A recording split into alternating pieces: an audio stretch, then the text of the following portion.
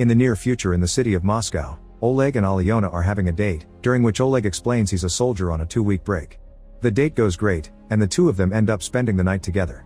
Meanwhile in Paris, a plane is about to land when suddenly all its lights go out and everyone aboard loses consciousness.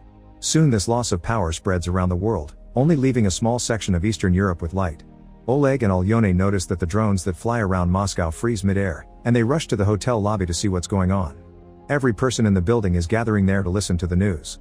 The anchorman explains that this wasn't a consequence of any natural disaster, and while at first they suspected it to be a terrorist attack, they've discovered they've lost contact with the rest of the world. A group of soldiers led by Mayor Dolmatov is sent on a recon mission to Kirov, one of the many cities that are now in darkness. Journalist Olga goes with them to record any clues they may find.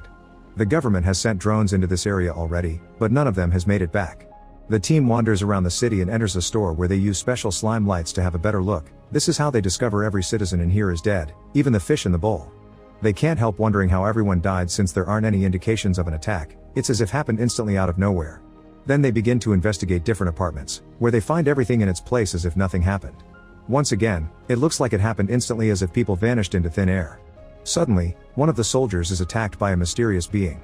The rest of the team rushes to help him, but as soon as the being sees them, he takes the soldier's weapon and escapes through the window. The team immediately opens fire, but the being doesn't seem affected by bullets and runs away. They take the wounded soldier to their plane and ask him if he saw the face of his attacker, but it was dark and the struggle made it impossible to notice anything. A month later, more than 100 million Russians are considered dead, and the government tries to ask the remaining population to stay calm. However, religious groups are gathering because they think the end of the world is coming. Meanwhile, Yura is one of the many civilians that receives a letter asking him to join the army. Yura lives with his mother who suffers from Alzheimer and it pains him to leave her behind, but he joins the army anyway. When he leaves for the base, he notices the current state of the world, since just 1 month was enough for the streets to look post-apocalyptic. Yura ends up joining Oleg's team, which is informed of the current situation by Dolmatov and Colonel Marina. Every city in darkness is considered under quarantine, and the only existing power can be found in Moscow, parts of Belarus, Ukraine, and Finland. This area is known as the Circle of Life. Some retcon teams have come back with bodies and they've discovered they died from endogenous neurotoxins, which are chemicals produced by the human body. The new teams have 2 tasks: find clues for the scientists to understand the cause behind these neurotoxins, and to go deeper into the quarantine zone to gather resources because Moscow is running low.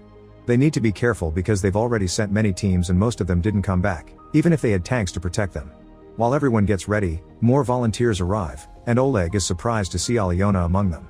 Suddenly an alarm goes off alerting of an incoming attack. Apparently there's a group of huge enemies coming closer, thus the soldiers gather at the border between the base and the quarantine zone. At that moment the power at the base goes out, so Dolmatov begins shooting flares for a more clear view, and when the strange beings are close enough, the soldiers open fire. Some of these beings manage to reach the base anyway and begin attacking everyone in sight, causing Oleg to lose consciousness. The next morning, Oleg wakes up under the weight of a dead enemy. Yura notices he's still alive and asks for help moving the body. Now Oleg can see the strange being was actually a huge bear. In fact, there are dozens of bear bodies on the other side of the border, and nobody understands why they behaved like that. Olga is there too, recording everything for the news. Oleg is taken to the infirmary and is surprised to learn Alyona's a doctor. She takes care of his injuries, and when he feels pain, she comforts him with a kiss. Meanwhile, Marina and Dolmatov discuss the matters of sensors, a group of people that supposedly gained powers after the blackout. Marina explains they aren't like superheroes. Sensors can actually receive data in their minds like radios receive signals. However, they haven't been able to decipher the data or how this happened. The strongest sensor is Sasha, who is being kept in a military hospital. Since the blackout, he keeps having nightmares about a mysterious bald guy. Today he's being visited by Zhenya, who says he was sent by someone named Id. He explains the first wave destroyed all electronics, the second launched the self-destruction of all biological organisms, and the third wave will make anyone still alive in the quarantine zone attack them. There are millions of them, and their free will is gone, but they have time to stop it. Sasha doesn't want anything to do with this and calls for security, but the soldiers can't see Zhenya and tell the doctor that Sasha is hallucinating. The rest of the soldiers get ready for the mission. Yura ends up traveling with Olga, who makes him some questions for the camera. Yura admits he doesn't mind the current situation because it's given his life meaning, and it's better than being a taxi driver. When they make it to the quarantine zone, they discover the tanks destroyed on the ground and a chasm cutting through the buildings, implying the third wave has already begun. The footage of this destruction puts the remaining population in a state of panic, causing riots and an increased crime rate to take over the city. The government promises they're working on it, but people think their leaders are hiding something. The soldiers are divided into groups to cover more ground. Yura and Olga are in Group 7, and as they cross the woods, a flirting tension grows between them. When a recovered Oleg arrives, he joins Team 4, who investigates a small town. One of the soldiers opens a storage room, causing a bunch of metal bars to fall on top of him and hurt his leg. The team decides to rest inside a house until a doctor comes. The next morning, Alyona arrives and announces the soldier will have to return to Moscow with her if he doesn't want to lose his leg. Group 7 also spent the night inside an apartment, and while they're having breakfast, Yura notices something weird about a store. He checks Olga's recording and confirms the doors weren't open when they arrived. Yura and a few soldiers enter the store and find evidence someone was there, so they decide to set up some traps. Then they return to the apartment and wait for the traps to activate. This doesn't happen until night falls. Everyone gets ready to leave, but Yura asks Olga to stay inside and teaches her to use the flares to ask for help if they don't come back. Olga ends up disobeying Yura and follows the team anyway to record everything. Inside the store, they find a teenager that was wounded by the traps. They take him into the apartment and try to help him, but the boy reacts by stealing a knife and killing a soldier. The others immediately react by shooting him down. Meanwhile, Sasha goes to have some fresh air on the hospital roof and is suddenly startled by Id, the guy Zhenya told him about. Zhenya had only been a mental connection, but it is actually here and wants Sasha to help. To convince him he knows what's going on, he shows his face and reveals he isn't human. At that moment, Marina shows up with a bunch of soldiers pointing their weapons at Id, but suddenly they all turn their weapons on Marina. It explains he used his mental powers to make the soldiers see her as Id and he as Marina, so she shouldn't try anything. He also swears he's on Marina's side and warns her that millions like him are coming to end humanity. When Marina asks what he is, Id says humans would consider him a god. Marina takes Id to her office to interrogate him. It explains he was supposed to start an irradiation process when the moon was above the oceans, but he made a mistake. The moon was covering this section of Europe, so it protected it from radiation. That's how the circle of life happened, and everyone in the quarantine zone is only a mindless drone that will attack soon. Id's race needs Earth because their own star is about to die and they want somewhere new with a sun to live in. Then he reveals there was a wave thousands of years ago. This wave was the human race, which is actually a bioweapon sent by the aliens to destroy the native population of planet Earth. It was the previous native people that built the pyramids and underwater cities because they had been much more developed. Humans are the perfect bioweapon because they're destroyers and colonizers, and they share a lot of DNA with Id's people, except they were stripped of any psychic abilities. The unplanned radiation is causing some people like Sasha to get them back. An army from Id's planet is arriving tomorrow, but Id's brother Ra is already here. Id doesn't agree with his methods and wants to find him, but the only one that knows the location is Sasha, thanks to his dreams. In the meantime, all the teams are suddenly attacked by mind-controlled humans. The soldiers immediately open fire and try their best to establish a line of defense, but the enemy comes in huge numbers and doesn't have trouble fighting back, killing most of the teams and causing them to run out of ammo. When the apartment they're hiding in blows up, Yura asks Olga to shoot the flare, but most teams are doing the same thing and there aren't enough resources to help them all. For now, the few remaining members of Group 7 will wait on the roof of a building to be out of the attacker's reach. Marina's conversation with Id is interrupted by a message informing her of the attack, and Id points out they're wasting time. The two of them together with Zhenya and Sasha fly to the base, and during the trip Id explains he's immortal as long as nobody decides to kill him. When they make it to the base, Id puts Sasha in a trance and he manages to draw Ra's location, which is a skyscraper in Kirov. Id wants to mobilize the remaining tropes immediately, but when Dolmatov sees Id's appearance, he doesn't know if trusting him. At that moment a soldier announces Moscow is being attacked as well, and Marina convinces Dolmatov by pointing out Id is their only hope. Back to Group 7, they decide to climb down the building to search for the teams that didn't send any flares. Olga is terrified to try, so Yura kisses her to calm her down and lowers her gently. As they walk through the streets, they find a few civilians and kill them before even talking to them.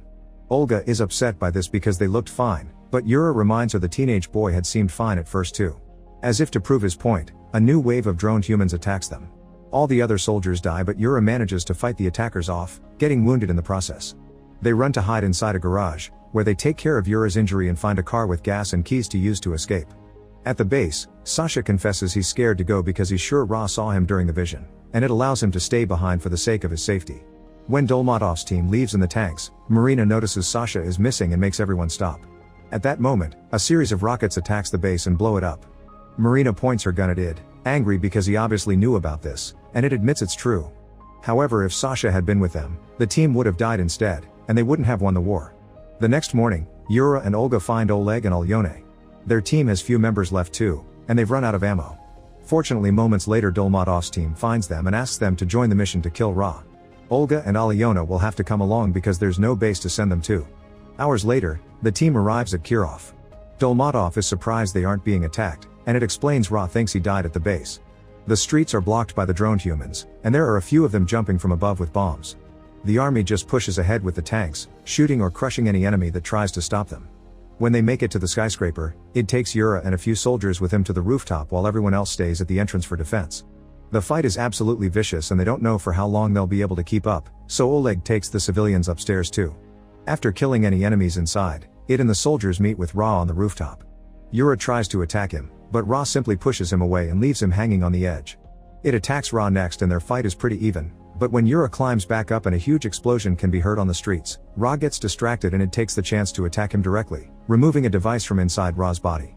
Yura immediately cuts in and puts a grenade in the resulting hole, finally killing Ra. Now Ed can use his powers to release all the controlled humans. He announces the next step is to kill the aliens arriving in the spaceship, since humans were made to kill after all. Zhenya doesn't understand why it didn't warn them of all this before the blackout happened, and Aliona and Marina protest against the way it is using humans. When Id says he's the god humans deserve, Zhenya attacks him with a knife, but Id uses his powers to make him kill Marina instead. Furious, Oleg tries to attack Id too, but Yura comes in his defense, pointing out Id is the only hope they have against the incoming invasion. A fight begins between Yura and Oleg, and when Olga notices Yura is beating Oleg up, she grabs a gun and shoots Yura to make him stop. Zhenya tries to kill it again, but it easily stops him. Oleg thinks about killing Yura and shoots at it instead, yet bullets don't do anything. It uses his powers to make Oleg see everyone as his father, causing him to hesitate. However, thanks to being a sensor, Zhenya can find the real Id and he jumps to bring him down with him. They both die as soon as they touch the ground. At that moment, a giant spaceship lands on a bunch of buildings. Oleg grabs the device it took from Ra and leaves with the women after refusing to finish Yura off. After taking some weapons from fallen bodies, the trio enters the spaceship, which opened the door because it's waiting for Ra. Inside there are hundreds of aliens sleeping in pods, and when Oleg presses the device, oxygen starts being transported to those pods. It seems Ra was supposed to wake them up, and the timer on the pods confirms they'll be ready soon. They try shooting at them and confirm it does kill them, but they don't have enough ammo or time to do them all. Olga notices the pipes carrying the oxygen are on the floor, and destroying one kills many aliens at the same time. The trio begins destroying every pipe they can find, effectively stopping the invasion. However, when Aliona is about to destroy the last pipe, she freezes because she realizes these last pods have children in them. The kids begin leaving the pods and when Oleg sees them, he drops his weapon to the ground, not being able to hurt innocent creatures. Make sure to subscribe and turn on notifications so you can watch more videos like this. Thanks for watching.